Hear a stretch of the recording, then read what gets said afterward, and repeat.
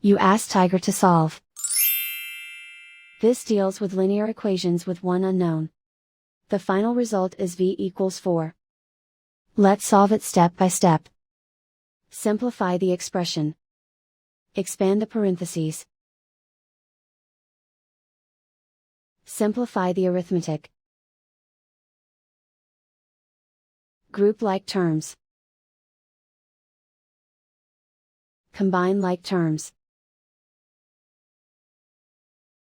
Group all constants on the right side of the equation. Add 18 to both sides. Simplify the arithmetic.